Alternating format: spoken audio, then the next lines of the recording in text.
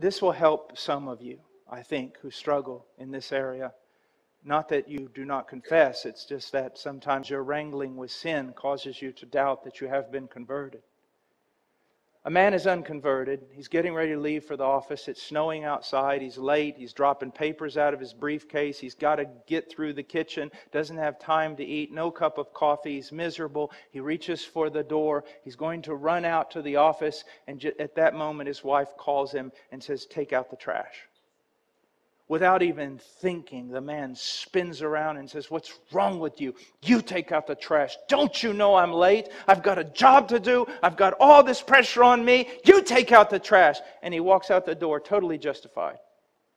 Has no problem with what he's done. No problem whatsoever. Gets in the car, goes, has coffee, goes to his job, makes his presentation. He's fine. 3 months later, he's converted. And then 9 months later, he's coming down the steps, walking through the kitchen. It's snowing outside. He's got all kinds of pressure on him. There's papers flying out of his briefcase. His boss is just giving him up and down problems. He's getting ready to walk outside, and all of a sudden his wife comes down the stairs behind him and says, "Take out the trash before you leave." And without even thinking, he spins around and goes, "What's wrong with you? Take out the trash. Don't you see? I've got an appointment. I'm dropping papers. I got so much pressure on me." You say, "Well, Brother Paul, what happened then?" I mean, what did conversion do to him? What did conversion do? The moment he spun around and the moment those words started coming out of his mouth, it was like someone took a knife and drove it straight through his heart. And he bucks up against it. He gathers his papers. He doesn't apologize. He knows he's wrong. He's even more furious now. He walks out the door. He's miserable. He is miserable. He gets in his car. He's going to drive off. He can't even drive the car. He's miserable for what he's done.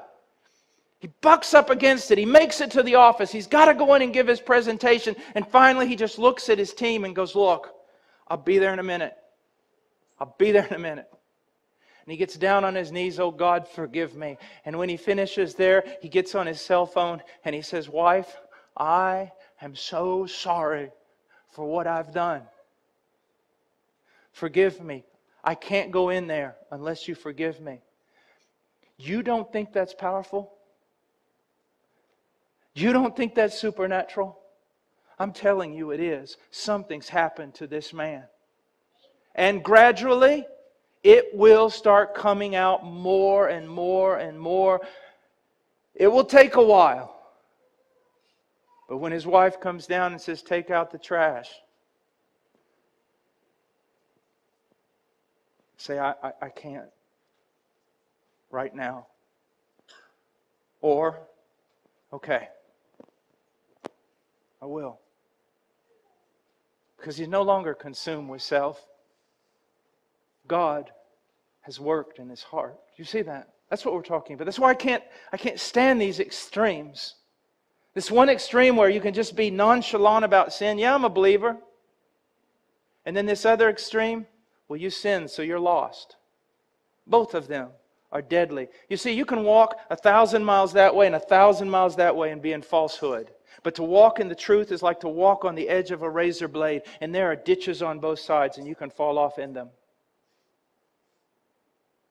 Avoid the extremes.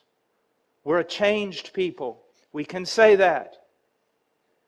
If a Christian ever puts on his t-shirt, "Changed," then I would say he's a heretic, unless he puts on the back, "and still changing." Fundamentally, by nature, we have changed. But the working out of that change will be a lifetime. Will be a lifetime and not perfected until glory. So what is one of the evidences that we are converted, truly converted? Well, let me put it this way. Someone tells me I got a new relationship with God.